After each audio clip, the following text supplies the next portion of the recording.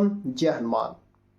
आज हम आपको अपना एक रात्रि के समय जो हमने 100 बार हनुमान चालीसा का पाठ किया था, जो कि नई साल पर हमने हनुमान चालीसा का पाठ किया था, उसका आपको अपना सत्य अनुभव बताने जा रहे हैं।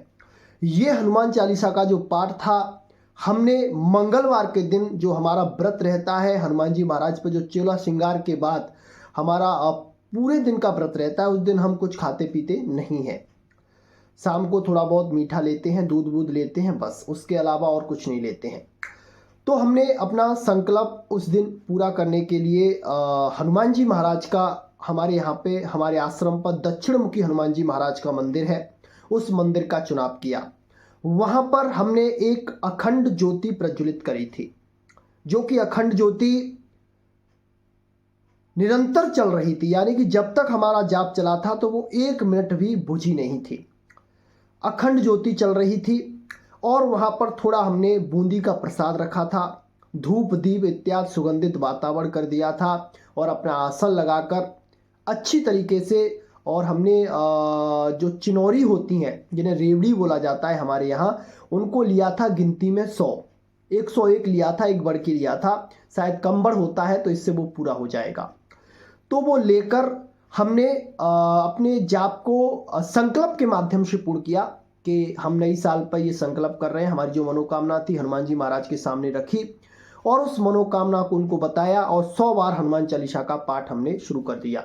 बहुत से साधक ऐसा बोलते हैं कि भैया, बहुत से लोग बताते हैं 100 बार हनुमान चालीसा पाठ करो, ये होगा वो होगा, हमारे साथ कुछ नहीं हुआ।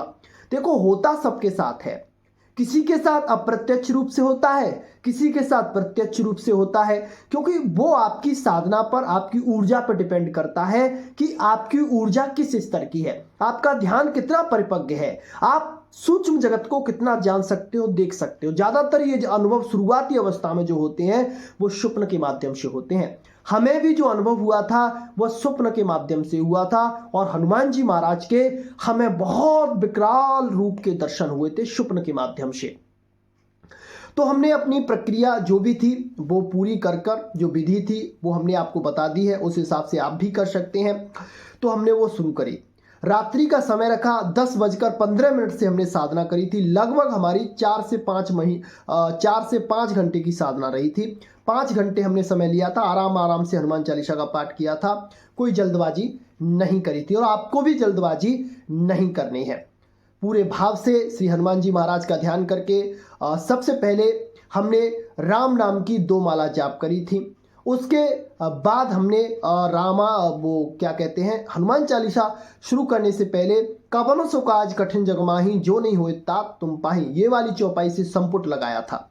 एक बार जब हम शुरू कर रहे थे उस समय, एक बार जब हम समाप्त करते थे उस समय इसी चौपाई को बोलते थे। इसी तरह से हमने अपना पाठ शुरू किया। लगभग पाठ करते करते हमें समय निकल गया, 5 से लगभग 2 बज गए थे। समझ लो आप 10:15 से 2 बज गए, कितना समय हो गया, लगभग 4-4.5 घंटे का समय हो गया था और हमारा जाप संपन्न हो गया। हमारा जो पाठ था वो पूरा हो गया और हम श्री हनुमान जी महाराज के मंदिर से वहाँ से प्रणाम करके जहाँ पर हम शयन करते हैं उस बिस्तर पाए, भगवान को प्रणाम किया। 2 माला हमने गुरु मंत्र की जाप करी, 2 माला फिर दोबारा राम नाम की जाप करी। बाबा से प्रार्थना करी कि बाबा, अगर आप मेरे जाप से प्रसन्न हैं, मेरी साधना से प्रसन्न हैं, तो आप मुझे किसी भी रूप से दर्शन दें। तो फिर बाबा से प्रार्थना करके हम सोए थे। तो अगर आप भी इसी तरह से प्रार्थना करोगे तो आपको फिर हनुमान जी महाराज के दर्शन अवश्य होंगे। मैं ये सत्य अनुभव आपको बता रहा हूं, जो कि मैंने खुद अनुभव किया है, मैं दूसरे की बात नहीं कह रहा, ये खुद हमने अनुभव किया है, वो चीज आपको बताई जा रही है और हमारे YouTube चैनल पर वही चीज बताई जाती है जो पहले अनुभव कर ली जाती है। ऐसे ही ज्ञान नहीं दिया जाता। सबसे पहले तो अगर आप पाठ कर रहे हैं, ध्यान कर रहे हैं, कुछ भी अनुष्ठान कर रहे हैं, उसमें जब तक आपका पूर्ण रूपेण समर्पण, पूर्ण रूपेण उस पर विश्वास, पूर्ण रूपेण उसके प्रति आप कृतज्ञ नहीं होंगे, तब तक वो चीज फलीभूत नहीं होती है। तो हम रात्रि में लगभग हमें 1 से 1.5 घंटे का समय मिल पाया था सोने के लिए, क्योंकि सुबह 4 बजे आश्रम पर जागना होता है, फिर वहां पे जो भी नित्य क्रियाएं रहती हैं वो हम पूरा करते हैं। तो हम शयन कर गए थे, लगभग आधा घंटे में हमें नींद आ गई, जाप करते करते सो गए थे। तो हम क्या देख रहे थे कि एक बहुत बड़ा विशाल पर्वत है जो कि सोने की तरह चमक रहा है। उसका जो देखने में है उसकी आवाज़ स्वर्ण के समान है। बहुत विशालकाय पर्वत है। उस विशालकाय पर्वत पर हम क्या देखते हैं, बहुत से हरे भरे पेड़ पौधे लगे हुए हैं। बहुत मनमोहक दृश्य हो रहा है। उस दृश्य को देखने को बार बार मन कर रहा था कि इस दृश्य को देखते रहें देखते रहें।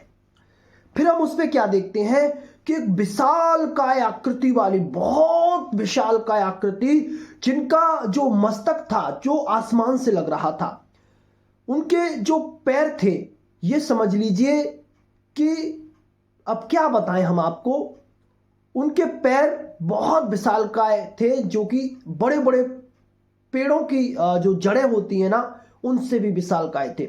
जब वो उस पे चल रहे थे पर्वत पर, तो पर्वत हिल रहा था, ऐसा कुछ हमें आभास हो रहा था। तो जैसे जैसे हम उनको देखते जा रहे थे तो आंखों से अपने आप आंसू निकल रहे थे। और ये आंसू जब हम सो नहीं रहे थे ना, अपने आप फिर भी निकल रहे थे। जब जागे थे तब भी हमने ये महसूस किया था कि हमारे वो आंसू तब भी निकल रहे थे। उनको देख रहे थे, बार बार देखते रहे।